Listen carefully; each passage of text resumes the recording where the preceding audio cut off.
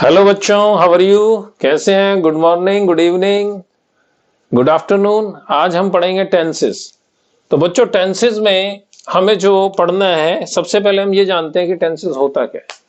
Tenses जो है एक लैटिन के वर्ड टेम्पस से लिया गया शब्द है, जो टेम्पस से उद्भव हुआ है, मीन्स उद्भव हुआ है इसका। इसको थोड़ा सा ठीक कर दें, हम उद्भव हुआ है इसका। और टेंस जो है टाइम से रिलेटेड कंसेप्ट है, टाइम से रिलेटेड है। तो होता क्या है टाइम से? टाइम से रिलेटेड होने का मतलब है किसी समय के अंश को हम टेंस में पढ़ते हैं। अगर हम टाइम से समझें इसको, तो टाइम एक नेचुरल कंसेप्ट है और टेंस जो है वो ग्रामेटिकल कंसेप्ट है।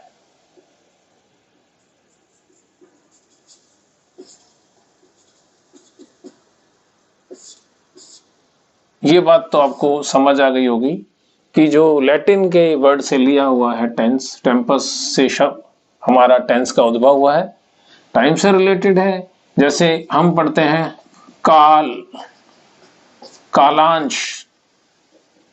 कालांश होता है ड्यूरेशन ऑफ टाइम, यानी पीरियड। लेकिन हमें इतनी हिस्ट्री जानने की जरूरत नहीं है। जनरली अगर हमें टेंस पढ़ना है तो हमें टेंस का पता होना चाहिए कि ये समय से रिलेटेड है। समय जो है उसमें वर्तमान भी चलता है, कुछ बीत भी जाता है और कुछ भविष्य में आने वाला भी है। तो उसी को समझते हुए हम टेंसेस का जो है कंसेप्ट समझेंगे।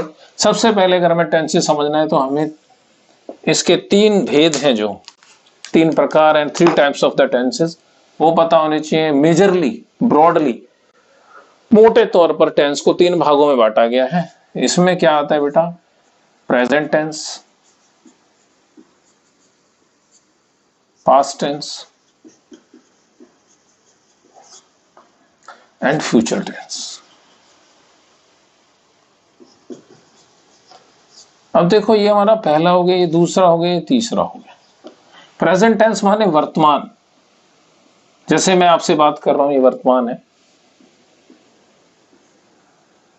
बीत गया, जो बीत गया वो हमारा भूतकाल है, ये वर्तमान काल है।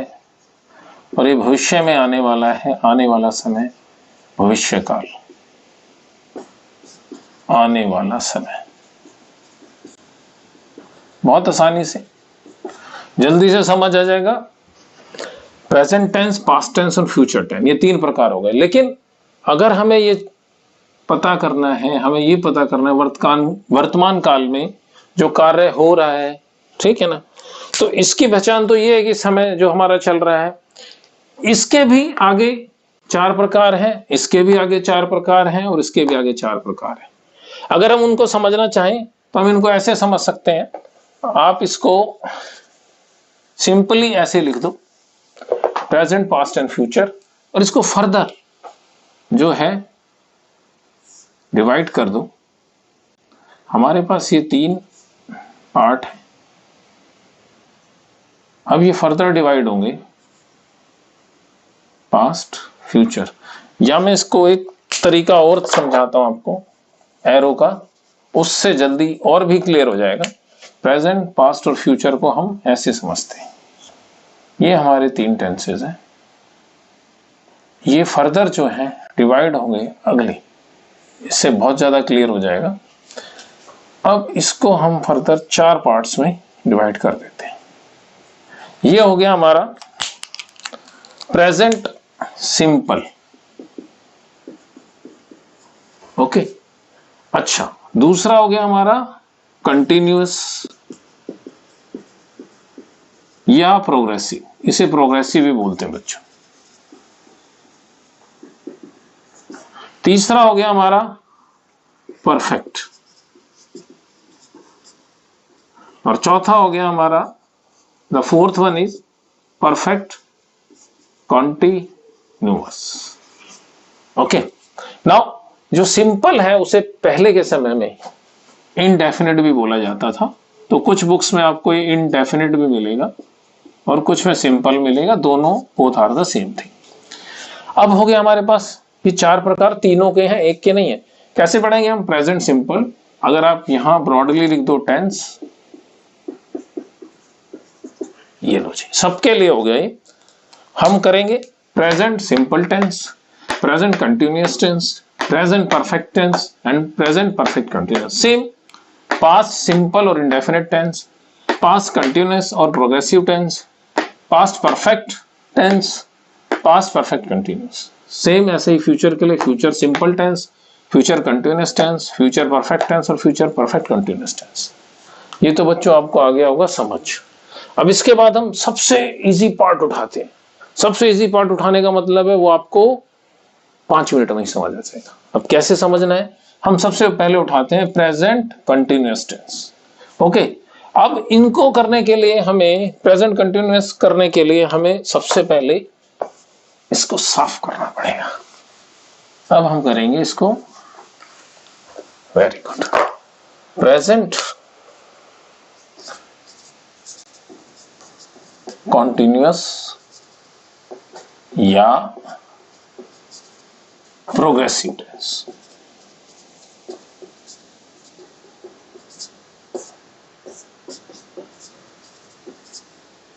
देखो, प्रेजेंट कंटिन्यूअस या प्रोग्रेसिव टेंस में करने के लिए हमें इसको पहचानना पड़ेगा, टेंस को है क्या।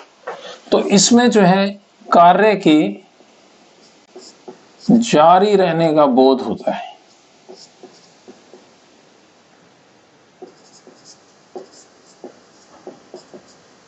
पता चलता है। जैसे कि फॉर एग्जाम्पल मैं आपको टेंसेस पढ़ा रहा हूं, मेरी मम्मी बाजार जा रही हैं, बच्चे खेल रहे हैं, कुछ बच्चे हॉकी खेल रहे हैं, विद्यार्थी स्कूल आ रहे हैं, विद्यार्थी स्कूल से जा रहे हैं।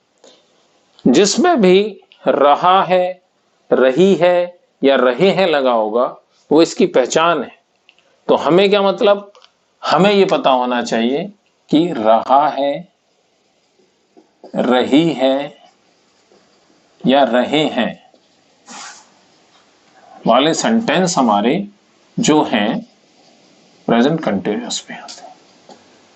वेरी गुड, ये तो क्लियर हो गया। रहा से मतलब जारी और है से मतलब प्रेजेंट।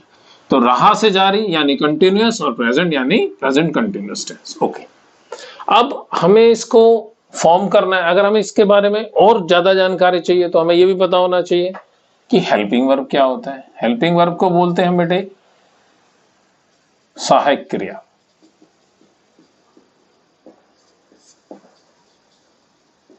और फिर मेन वर्ब, मेन वर्ब हो गई हमारी मुख्य क्रिया। ओके, तो कंटिन्यूअस में कौन सी लगती है भाई? सहायक क्रिया तो बहुत होती है, कंटिन्यूअस में लगती है इज, एम और आर। और मुख्य क्रिया क्या हो गई? वर्ब की फर्स्ट फॉर्म प्लस ING। ठीक है, इसका मतलब आई नहीं है, इसका मतलब फर्स्ट। तो यहां जहां भी मैं यूज करूंगा फर्स्ट का मतलब ये होगा। ओके, अब देखो ये तो हमें पता चल गया जो मेन वर्ब है और हेल्पिंग वर्ब है वो कैसे यूज होनी है। तो क्यों ना हम सेंटेंस ही करके देखें। अब हम सेंटेंस लिखते हैं कि मैं पत्र लिख रहा हूं। वैसे गुजरे जमाने की बात हो गई है पत्र लिखना, अब आजकल ईमेल लिखी जाती है, बट हम सेंटेंस समझ रहे हैं तो हमें सेंटेंस पता होना चाहिए। अब मैं पत्र लिख रहा हूं तो इसमें सब्जेक्ट का पता होना चाहिए हमें, ऑब्जेक्ट का पता होना चाहिए हमें, वर्ब का पता होना चाहिए हमें। पहचान हम इसको चुके हैं। क्या पहचाना हमने? रहा है, रहा, रही है, रहे हैं या रहा हूं, ये जो है हमारी पहचान हो गई। मैं पत्र लिख रहा हूं। अब यहां आई क्या है? मैं है सब्जेक्ट, ऑब्जेक्ट क्या है? पत्र, लिखना क्या है? क्रिया, वर्ब, हमारे पास तीनों चीजें हो गई। तो क्यों ना हम एक जनरलाइज फॉर्मूला पता कर ले कि भाई कैसे बनाना है, हर एक में ढूंढते थोड़ी रहेंगे, तो हमें एक जनरल फार्मूला चाहिए। जनरल फार्मूला क्या हो जाएगा इसका, कंटिन्यूअस बनाने के लिए या सेंटेंस की ट्रांसलेशन के लिए, सेंटेंस की ट्रांसलेशन के लिए, सेंटेंस ट्रांसलेशन के लिए हम समझ लेते हैं इसको subject plus helping verb plus main verb plus object, ये फॉर्मेट रहेगा हर टेंस में, ठीक है। लेकिन हमें कंटिन्यूअस के लिए चाहिए फॉर्मूला, तो हम कंटिन्यूअस के लिए फॉर्मूला लिख देते हैं। Subject plus is am are plus verb की first form plus ING plus object. ये बिल्कुल आपको क्लियर कर देगा कि कैसे हमें फॉर्मूले का यूज करना है। इसको हम फॉर्मूला भी लिख देते हैं, भाई ये हमारा फॉर्मूला है, लाल से लिख दिया, बड़ा सुंदर, सब कुछ यही बना देगा। अब मैं पत्र लिख रहा हूं, subject is MR plus verb की first form plus ING plus object. क्या किया हमने, पत्र मैं लिख रहा हूं तो मैं का क्या हो गया I। अब I के साथ क्या लगता है हेल्पिंग वर्ब में, M is R, भाई M, very good, I am लिखने की सारी दुनिया जानती है, write plus ING writing a letter. ये तो हुआ हमारा सेंटेंस फॉर्मेशन। दूसरा देख लो, तुम स्कूल जा रहे हो। अब कैसे करेंगे, सेम सब्जेक्ट ऑब्जेक्ट वर्ब कैसे यूज होना है, subject plus helping verb plus main verb plus object. तुम स्कूल जा रहे हो, सब्जेक्ट क्या है तुम यानी यू के साथ हेल्पिंग वर्ब इज MR में से आर, यू आर जाने की, go plus ING going, to school, to school, clear, सब समझ गए। ये है लेकिन बेटा हमारा फॉर्मूला सिंपल सेंटेंसेस के लिए, अफर्मेटिव सेंटेंसेस के लिए। ये हमारे सिंपल या असर्टिव सेंटेंस या अफर्मेटिव सेंटेंस, सीधे सीधे समझ लो, जो नेगेटिव और इंटेरोगेटिव नहीं है वो अफर्मेटिव होता है। सीधा सेंटेंस, सिंपल, तुम कुछ कर रहे हो, तुम खा रहे हो, तुम जा रहे हो, तुम आ रहे हो, कोई नहीं है, कोई क्वेश्चन मार्क नहीं है, कोई सवाल नहीं पूछा गया, कोई नहीं कहा गया, तो वो हमारा सिंपल होता है, असर्टिव होता है, अफर्मेटिव होता है, और कहीं कहीं इसको हम पॉजिटिव सेंटेंस भी बोलते हैं। बिल्कुल बच्चों ये समझ आ गया होगा, फिर भी एक बार मैं बता देता हूं। जब भी कंटिन्यूअस टेंस की बात आएगी तो वो जारी रहेगा, जारी रहने में रहा है, रही है, रहे हैं, रहा हूं आदि जो है उसकी पहचान है। हेल्पिंग वर्ब क्या होगी, इज MR यानी सहायक क्रिया, मेन वर्ब क्या होगी, मुख्य क्रिया यानी वर्ब की फर्स्ट फॉर्म प्लस ING। जहां भी फर्स्ट लिखा होगा वो ऐसे लिखा होगा, सेकंड लिखा होगा तो 2 डंडे और थर्ड लिखा होगा तो 3 डंडे। ओके, मैं पत्र लिख रहा हूं, ये हमने पहला सेंटेंस उठाया, फॉर्मूला इसके ले लिया, subject plus is MR plus verb की first form plus ING plus object. अब जब हमने इसको दिखा, इसको ऑर्डर में रखा, सब्जेक्ट यहाँ ऑब्जेक्ट, हिंदी में ऑब्जेक्ट पहले होता है और इंग्लिश में ऑब्जेक्ट बाद में होता है, सब्जेक्ट ऑब्जेक्ट और verb. Then I am writing a letter, I मैं, हेल्पिंग वर्ब लगाया M, वर्ब की first form plus ING writing a letter. Clear, सब समझ आ गया होगा। इसके बाद हम देखते हैं इसका नेगेटिव कैसे बनाते हैं, जल्दी से करना है बच्चों, वेरी गुड, बहुत अच्छे से समझ रहे हैं और ये जल्दी समझ आने वाली चीज है। इसके बाद हम करेंगे नेगेटिव। नेगेटिव सेंटेंस में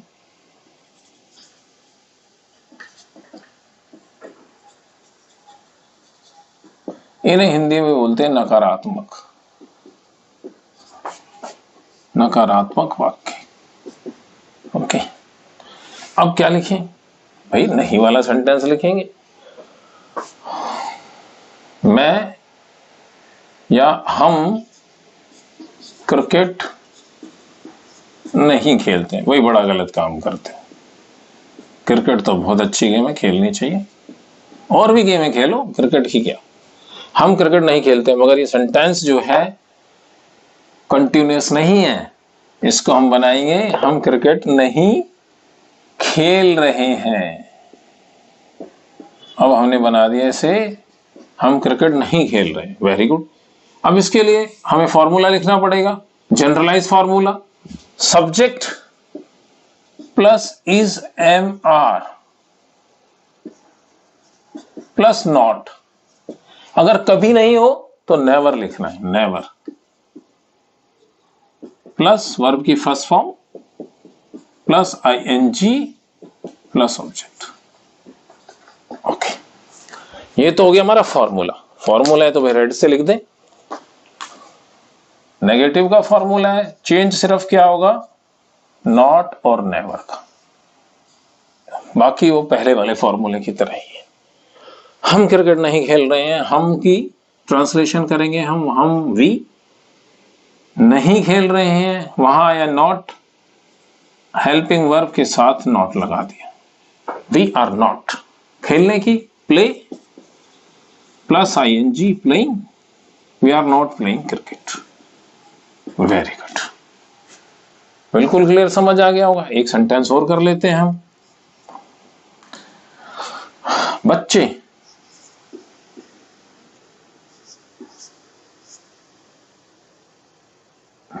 मैदान में नहीं दौड़ रहे हैं।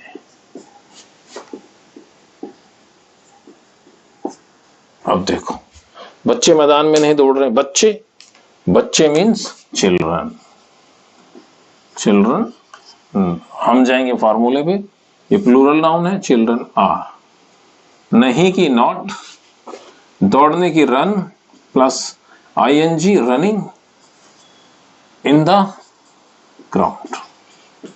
वेरी गुड, सब क्लियर हो गया, सब समझ आ रहा है। अच्छा है, अब देखो सिर्फ सिंपल सेंटेंस में जो हमारा ये नेगेटिव है, फॉर्मूला नेगेटिव का, इसको लिख देते हैं भाई, formula for negative.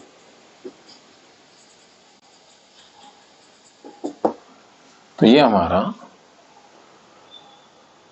Main verb और हेल्पिंग वर्ब के बीच में नॉट लगा दिया, हेल्पिंग वर्ब मेन वर्ब के बीच में नॉट या नेवर। ठीक है, अब चलते हैं हम आगे।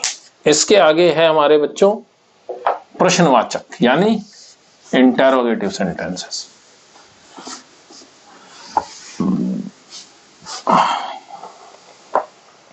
इंटरोगेटिव सेंटेंस करने के लिए एक चीज जरूर पता होनी चाहिए। अब वो मैं पूछता हूं आपसे, भाई सबकी फैमिली होती है, इंटरोगेटिव की भी फैमिली होती है, उसे बोलते हैं हम WH फैमिली, WH फैमिली। ये जो फैमिली है बड़ा अच्छा काम करती है, सिर्फ क्वेश्चन पूछने का काम करती है। आपसे क्वेश्चन पूछेगी, कैसे, कैसे पूछेगी तो वाई बोलेगी, which, why, where, when, whose, whom, और सबसे बढ़िया व्हाट।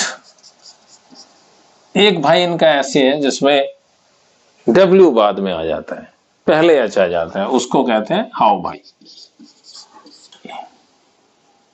ठीक है, ये लोग क्वेश्चन पूछते हैं, क्वेश्चन, ये whom यहां आ गया। ठीक है, अब ये क्वेश्चन पूछने का काम करते हैं तो इंपॉर्टेंट लोग हैं, दीज आर फैमिली है भाई, पूरी इंपॉर्टेंट है। तो इसका यूज हम कैसे करेंगे इंटरोगेटिव सेंटेंसेस में? देखो, अगर वाक्य के बीच में क्या, क्यों, कैसे, कब, कहां आदि लगा होगा तो ये सेंटेंस में पहले आ जाएंगे, इंपॉर्टेंट लोग। अगर सेंटेंस क्या से शुरू हो रहा है, तब ये सोचते हैं हमारे जाने की जरूरत नहीं है, ऐसे ही बन जाएगा प्रश्नवाचक चिन्ह। दोनों को देखते हैं हम कैसे होगा। भाई इंटेरोगेटिव है, WH फैमिली भी इंपॉर्टेंट है, लेकिन अगर ये वाक्य के बीच में आएंगे तब आते हैं, थोड़े इंपॉर्टेंट है। और अगर क्या से शुरू हो जा रहा है तो ये नहीं आते, ये कहते हैं हमारे असर से ही सेंटेंस बन जाएगा। देखो हम करते हैं इसको। पहला क्या, क्या सुनील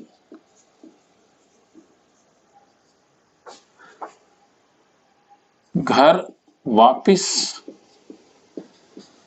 आ रहा है?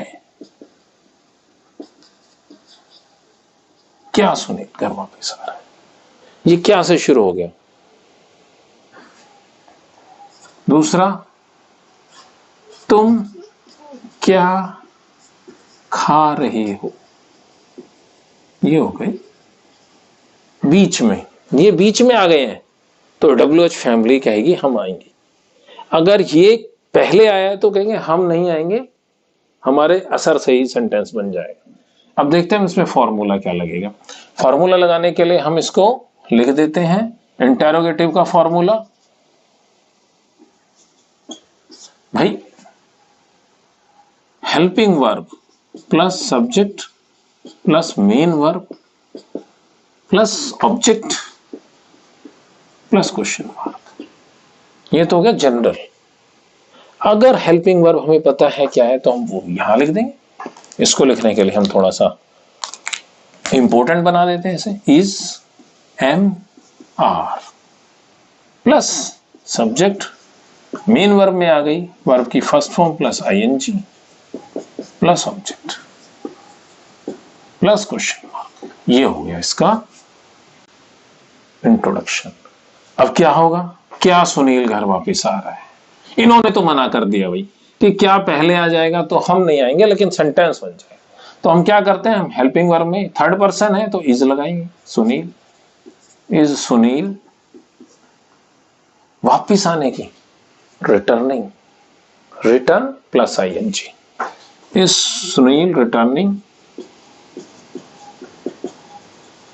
होम। भाई क्वेश्चन मार्क लगाना मत भूलना, इज सुनील रिटर्निंग होम, और आई को कैपिटल रखना क्योंकि ये पहला अल्फाबेट है।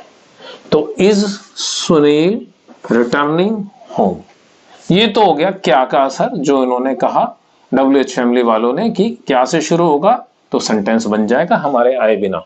अब ये भाई सब तो खा रहे हैं मगर क्या खा रहे हैं हमें पता नहीं, तो हमें नहीं पता है तो ये आ जाएंगे भाई साहब, ये कहेंगे हमारी फैमिली का मेंबर आएगा ये बताने के लिए कि तुमने सवाल पूछा कैसे। तो क्या अगर सेंटेंस के बीच में है तो उसको हमें इससे पहले, हेल्पिंग वर्ब से पहले WH फैमिली का वर्ड आ जाएगा। तो यहां पर हम लिख देते हैं WH फैमिली वर्ड, वही इंपॉर्टेंट है। अब हमने लिख दिया, तो सबसे पहले हमने लिखा WH में क्या, तो क्या हो गया व्हाट। अब हेल्पिंग वर्ब आएगी, तुम सेकंड पर्सन है तो आर आएगा, व्हाट आर यू ईटिंग। बता नहीं रहा भाई क्या खा रहा है, चलो कोई बात नहीं बाद में बता देगा, लेकिन देखो what are you eating, clear हो गया, प्लस क्वेश्चन मार्क। अब इसमें ऑब्जेक्ट नहीं आया, हम देखते हैं, बड़ा ही पुराना क्वेश्चन है, आप कहां रहते हैं, रह रहे हैं, सॉरी, आप कहां रह रहे हैं। देखो अगर मॉडर्न इंग्लिश के हिसाब से देखें तो अलग सेंटेंस बनेगा, मगर कहां रह रहे हैं ये थोड़ा सा साफ कर दिया हमने, और ये मात्रा गलत हो गई है भाई, रहे हैं। अच्छा, आप कहां रह रहे हैं, तो ये सिर्फ ये समझना कि WH फैमिली का वर्ड कैसे इंपॉर्टेंट है। कहां आ गया वाक्य के बीच में, बीच में आते ही ये कहां वाले मिस्टर आ जाएंगे यहां पर। सेंटेंस के हिसाब से सबसे पहले हमें वेयर, अब हेल्पिंग वर्ब लगेगी, आप यानी यू, आर यू रहने की, where are you living, residing, putting up, बहुत सारी बनती है। वेयर आर यू लिविंग, मगर हमें ये अभी बेसिक तरीके से करना है, तो वेयर आर यू लिविंग, बस इससे हमारा हो गया क्लियर। तो ये हमारे प्रेजेंट कंटिन्यूअस टेंस का इंटरोगेटिव पार्ट खत्म हो गया। तो बेटा आपसे मिलेंगे, आप सेंटेंसेस जरूर करना, प्रैक्टिस करना, और इसको समझ के फिर कमेंट करना कि आपको कैसा लगा। थैंक यू, फिर मिलते हैं आपसे, बाय।